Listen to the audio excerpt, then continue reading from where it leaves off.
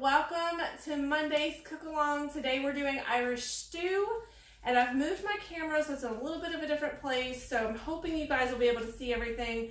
I'm using two different vessels today, so let's get started.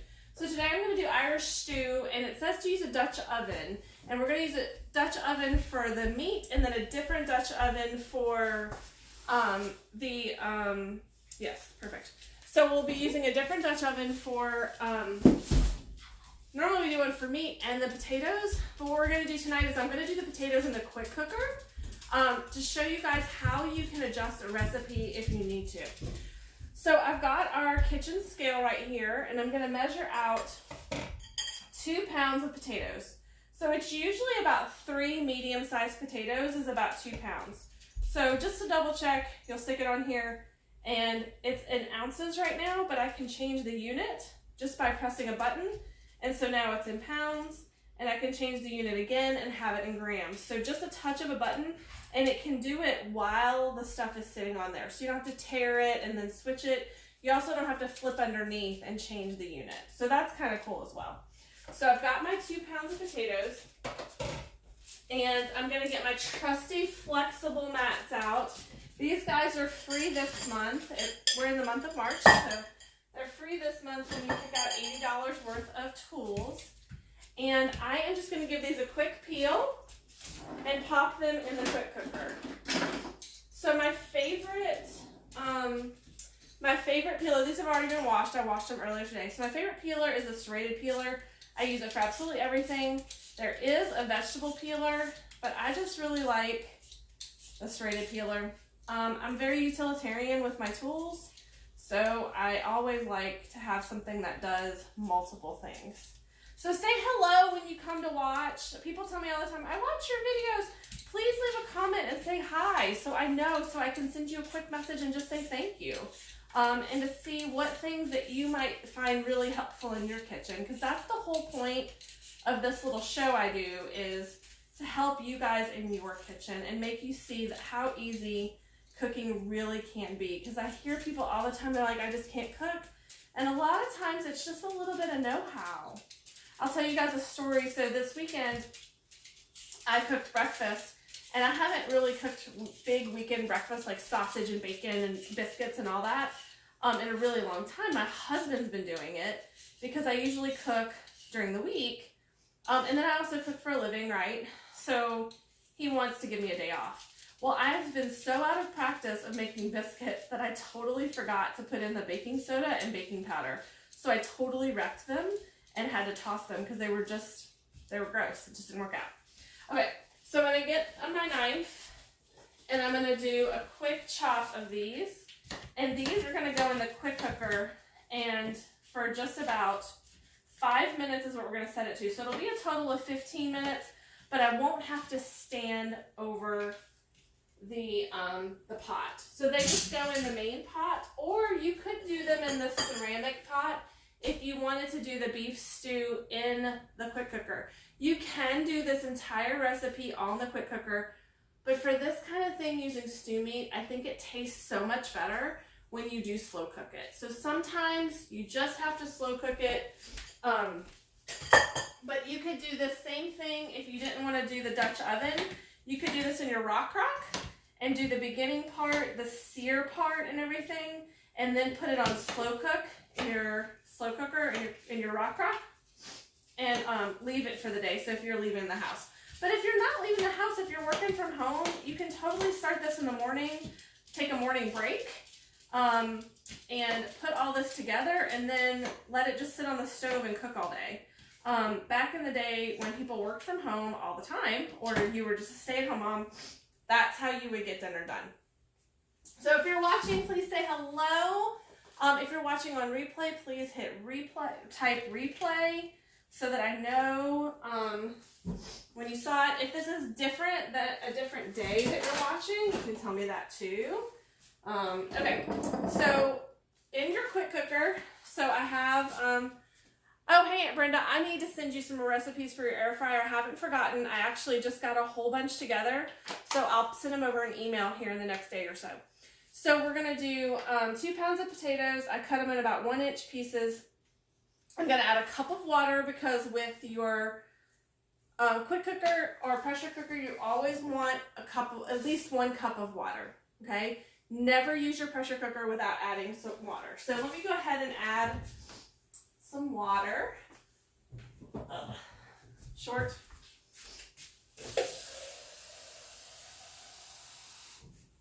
Okay, so I'm going to add some water, and I'm just going to set this for 5 minutes.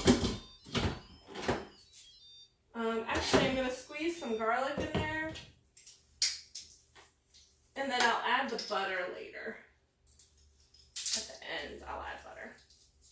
So I've just put the whole clove of garlic in the garlic press. I'm just going to squeeze it out. And then I get all the refuse out. That was a big clove, y'all. Oh my stars. Okay. Drip that in there. Okay, beautiful. I'm going to stick that up here. I'm going to set it to, what do I set it to? It's a good thing this tells me, y'all, because I would be crazy. Okay, vegetables. For the vegetables.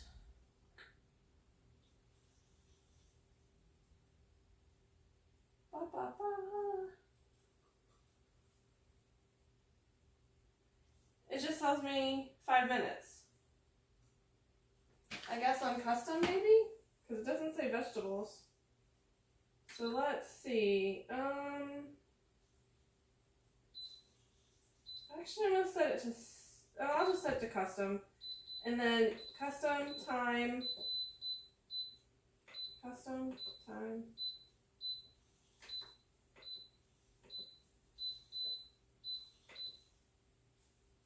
Oh, I keep hitting the wrong button. I hit time, and then I use this for time.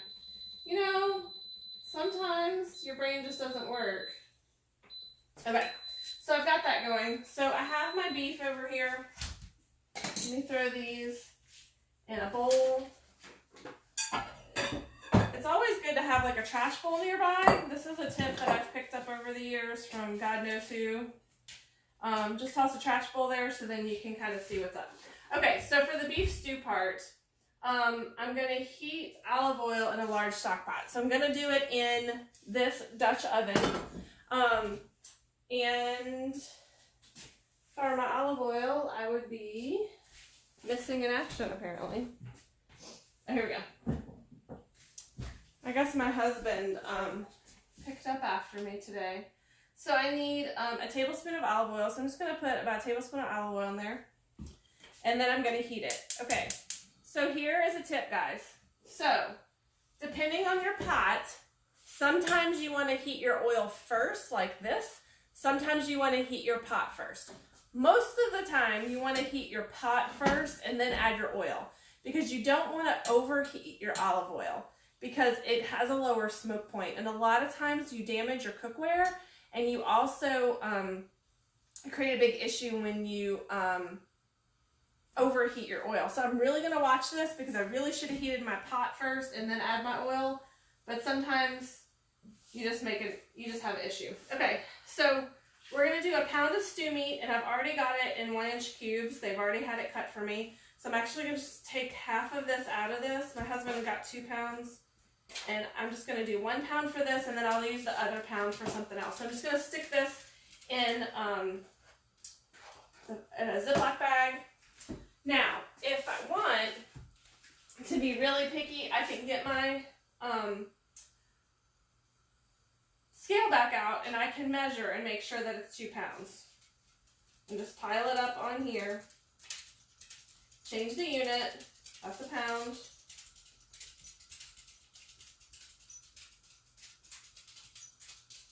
Oops, I accidentally hit tear with my meat. That's hilarious. Okay, so let me add. So a pound too, if you want to convert it, is 32 ounces. Oh, my meat keeps falling off. So you can always put a bowl on here too. To do it, you can hand wash this really quickly. Soak it. And then that way it's all ready to go for the next time you need it. So you just quick hand wash.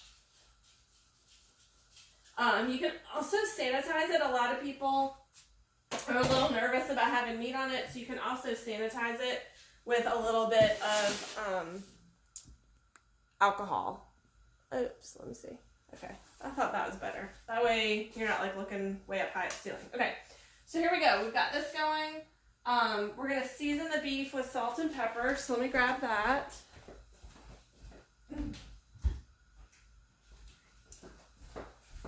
And I love our salt and pepper shakers because you can adjust the grate here underneath. So when you're cooking, sometimes you want a coarser grate. And to get that, you just adjust the bottom.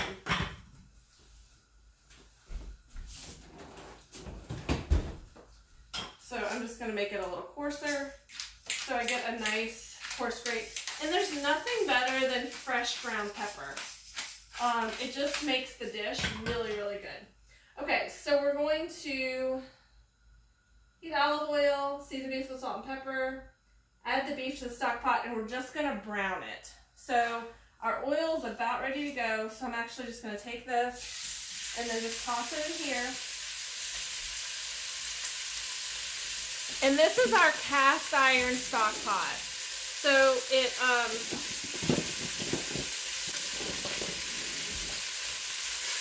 enamel cast iron, so it can go on the stove top, in the oven, and it's really nice and deep. These are our long tongs that I'm using. So we're just gonna brown the meat. Let me get another bowl out to toss that in.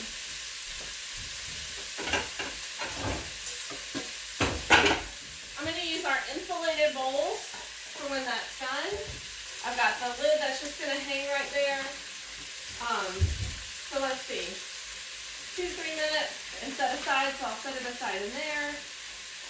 Then we're gonna add garlic, onion, carrots to the stock pot.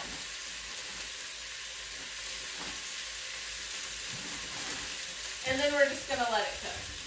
So we won't be eating this tonight because I could have started it earlier today. So we'll eat this tomorrow for lunch or even tomorrow night for dinner. Now what's great is we're getting little bits of brown meat on the bottom of this stock pot. Let me see if I can move you guys a little bit closer so that you can see. Oops, down in the pot. Woohoo, go for a ride. There we go. Now y'all should be able to see down in the stock pot. So you can see there's little bits of beef down in the stock pot. We've got this all browned off. Need another couple of minutes. Maybe like one more minute. And we're gonna scrape all the bits. So let's see. Let me get a thingy.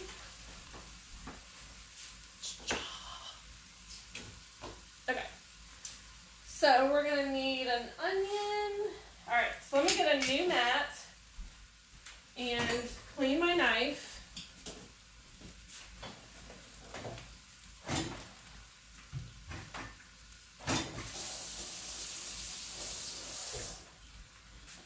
Because we're gonna dice some onion. That's why I love these mats so much too, because when you're cooking you can make quick changes to different things. Okay, I think my meat's all done and browned. You don't want to overcook this because then we're going to slow cook it later. So we're just going to take this, and it's okay if there's a little bit of pink still in here, okay? So, because you're going to cook it for quite a bit of time. So we're going to go ahead and toss this here. Now, we're going to take some onion. This is going to stay nice and warm. I'm going to use a red onion because that's what I have. It'll give it a little bit of a different flavor, but I like red onion. And sometimes you just have to make do with what you have. So I'm just going to cut the end of the onion off. I'm going to cut the end of the other onion off. And then I'm going to just do a quick peel of the exterior skin. Put that in my trash bowl. See how handy this trash bowl is? It's amazing, right? Give this one little cut. Give it another cut. And another cut. And then I'm just going to do a quick chop. So a lot of why our tools are so amazing is because it cuts down on how much time you need to do things. If I were manually cutting this onion, it would take me a good 2 to 3 minutes longer than what it's taking me now. And that can make all the difference. Because each task, if you can cut a minute or two off of it, can really change the trajectory of how long it takes for you to do something. Okay, so add onion. So we've got all these bits of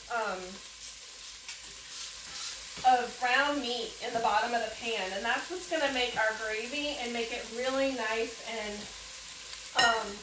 get a nice fond going is what it's called. Okay, so we've got that going. I need my carrots. So I'm going to use our new, I'm going to give our carrots a quick peel. And then I'm going to use our new mandolin to show you guys how quickly you can do some carrots. I could have done the onion that way too. I probably should have. But old habits die hard when you have a new tool, right? So toss this in here.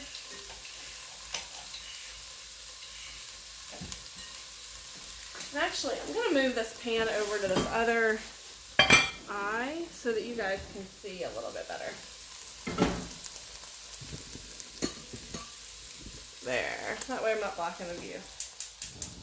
Let's turn the gas on this. I wish y'all could smell this, guys. Beef stew is probably one of my favorite things. And it smells amazing in here right now. Oops.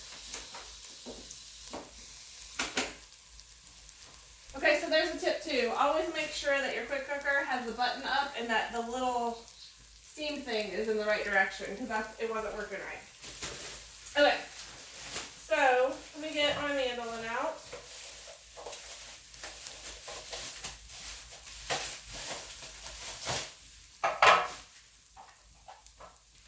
Okay, so this is the new mandolin. And what's great is it's got 30 different settings on it. It's so cool. You can make anything from French fries to all kinds of different things. And you can cut it any size that you want. You can do slices, or you can do dices, julienne, you name it, you can do it. So I'm going to kind of set it up so that you guys can see. And then I'm going to turn it around so y'all can watch it slice. So this little guy just actually sits right down in here and locks in to the base so it doesn't move around. And it's got some nice sticky feet under here and under here that actually suction cup to the countertop.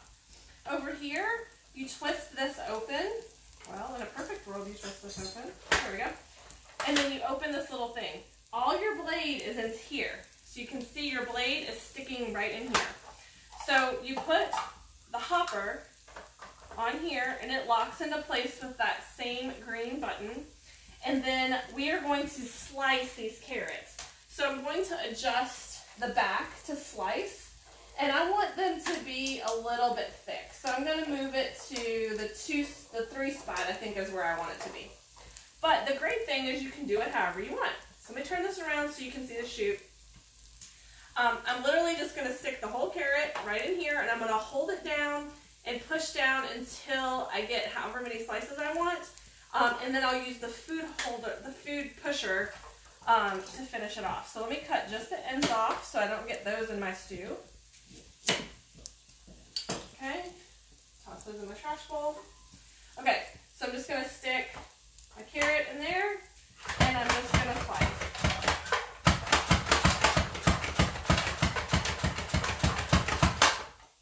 If you go really fast, it kind of gets going and it'll fly everywhere.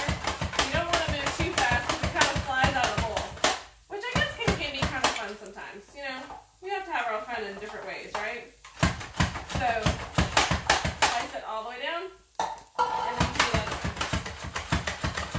You can do these julienne, you can do these any way you like. Beautiful. So I've got my nice sliced carrots. It's got a French fry setting too, which is really great.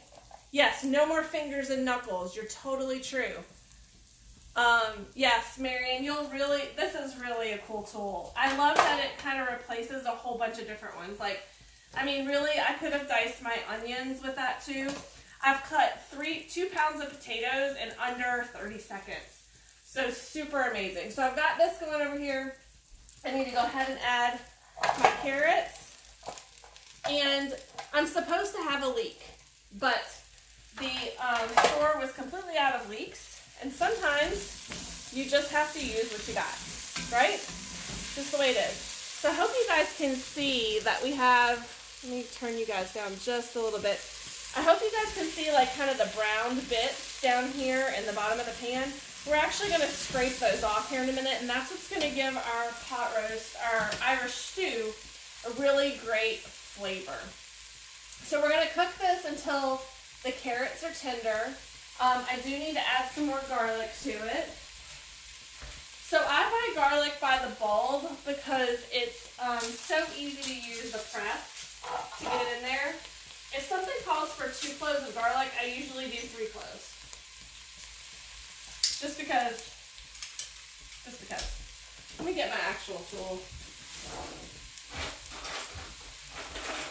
I call this the Barbie hairbrush because it kind of looks like a Barbie hairbrush. This comes with your garlic press, so that you don't have to touch the garlic ever. I was not using my right tool. Oh my gosh, Amy, you made it! Welcome! So you could do this, Amy, you can do this recipe in your quick cooker too. I'm just showing it in the Dutch oven for the most part. I am doing the potatoes in the quick cooker, and they're about done actually. So, oh, this smells so good. Marin's like, can we eat this tonight? That is actually what I'm thinking. I dropped her off at the barn just a little bit ago, and she's like, hey, does your dinner smell good that you made? And I was like, I didn't go live while you were at the barn. She's like, oh, super sadness. Okay. Okay. And then your garlic press, of course, goes straight in the dishwasher. So, no, that's what I love a lot. I did a survey the other day on my regular Facebook page, and everybody was talking about how they really need to clean up. So garlic with potatoes and garlic in the pot? Yes, ma'am. Garlic with potatoes and garlic in the pot. Because your potatoes, that's going to give them a really nice flavor. Okay? So my next step is to whisk in beer broth, thyme, bay leaf, salt and pepper, and then bring to a boil. So I need a cup of beer and a cup of broth. So here is my measuring cup. And I use this one all the time. So since I need a cup each, I'm actually just going to go ahead and measure both liquids in here. Here's my beef broth. And then here's my beer. If you want it to be non-alcoholic, you can totally do just 2 cups of broth. So you don't have to add the alcohol. I am just because I think it's going to give it a really great flavor. So, and that was about all of that beer. So we're going to add this. And what we're going to do now is I'm going to take my tongs and kind of scrub the bottom of the pan. So you can use a whisk if you want to. I'm just using my tongs. Oh gosh, y'all, this smells amazing. Okay. So you're just kind of trying to get the flavor from the browned meat off the bottom. And that's what gives your sauces such a really amazing hearty flavor. So that's why this, for stews, I know you can do it in the quick cooker and that's wonderful. But with all of us being able to work from home for a little bit and that sort of thing, I just think it's just so much worth it for you to just do it like this. So I washed this parsley when I got it home. And just left it in the bag and stuck it in the fridge because that was a little easier for me at the time. And then, so let's see, how much parsley? 2 tablespoons of chopped parsley. So I'm going to get my herb mill out. And y'all, this is one of my favorite tools. And the reason why I love this tool is because for things like this, fresh herbs make all the difference in your cooking. And I know we tend to shy away from them because like you use 2 tablespoons of it, or it's really hard to chop or what have you. So you take all this in here and you just shove it right in here, okay? And then you stick your ball in. The ball's really supposed to go in first. And then you have the ball sit on top of it. Now I'm actually just gonna add what I want to it, okay? The other thing too with thyme, thyme is a little bit, has the woody stem. So parsley doesn't have the woody stem, but thyme does. And thyme, we need a teaspoon of fresh thyme. So if you are a measurer, you can totally measure it out.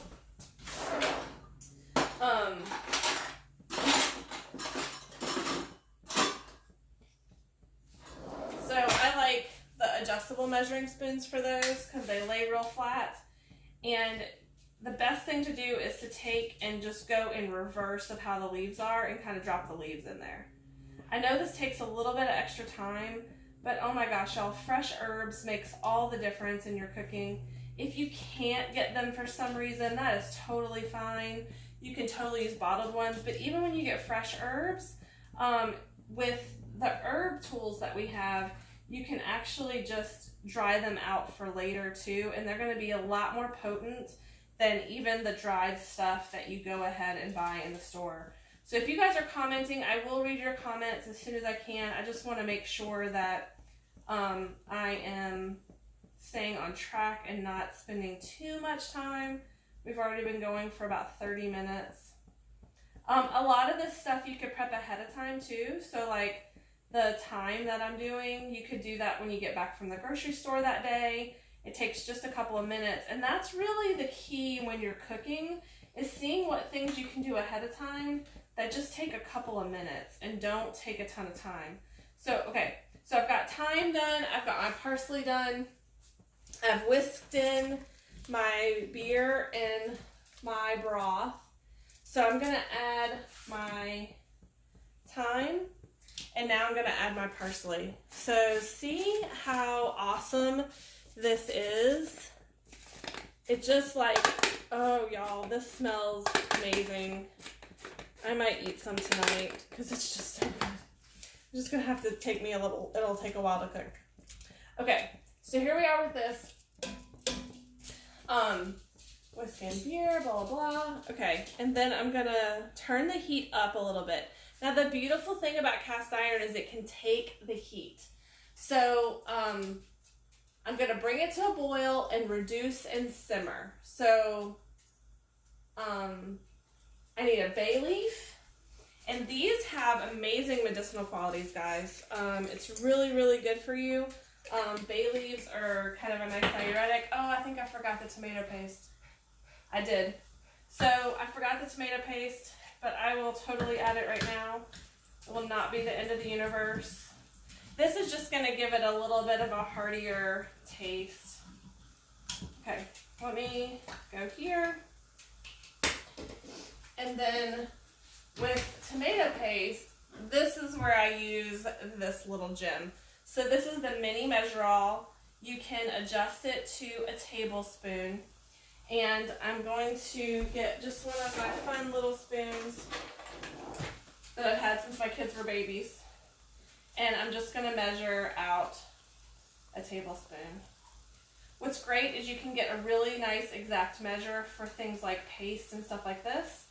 And you don't make a huge mess like this. And then you just pop it right down in there like that. So I'm just going to stir that in. That was supposed to go in with the onion and leek and stuff, but it's not going to make that much of a difference. It's just to give it a little bit of a heartier flavor and to sweeten things up a little bit. That's what the tomatoes are for. Okay, so I've got that in there. To keep my tomato paste, I'm actually going to use one of the prep bowls, and then I'm going to stick it in the fridge.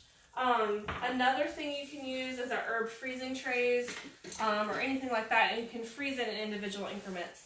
So I'm at a boil now, so I'm going to add my beef back to the pot. Remember, it's been staying warm in my insulated bowl. And then my next step is to reduce the heat and simmer. So you just want to get it down to a simmer. And it says until the beef is tender, so about 90 minutes. So this is the part that takes longer, and this is the part that you really can't rush. So this is a power burner, so I'm turning it down to almost low. At the very end, we're going to add peas. So I'm definitely not going to stay live to this point, but I probably will come back live. So let me raise this up just a little bit. Hey, Jennifer. So I'm over here in my quick cooker. I have my potatoes. So I'm going to release the steam. I love that with our pressure cooker, you don't have to hold it still. I can walk away from it. It's still going to finish releasing the steam. I've already added garlic to this. Let me get back to my potatoes.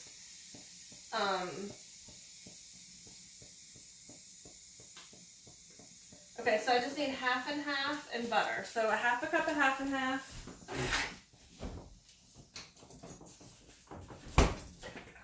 So again, I'm using the same measuring cup. I can just rinse it out. It's just had beef broth and spear in it. You can always get another one out if you really don't want it, but a little water rinsing out is totally fine. So I'm going to take it and go to a half a cup. And then I need 2 tablespoons of butter. I love that there's measurements on the butter. I remember when that came out when I was a kid. I was like, that is so cool. Because before it was really hard to measure butter, so they've made it really super easy to measure it now. And again, trash in my trash bowl. Okay, so place garlic, potatoes. Okay, so we're gonna take this out. And I'm going to get my potato masher. Love that this stores flat. And then you pinch it and then you make it come up. So just so you guys can see, ooh, that's really hot. Just so you guys can see, I'm going to move this over to the stovetop. Just so you guys can see a little bit better. Hopefully that's a little bit better. So you're just going to mash the potatoes right here in the pot. There's going to be a little bit of water still in the pot. That's okay. It's not going to hurt anything.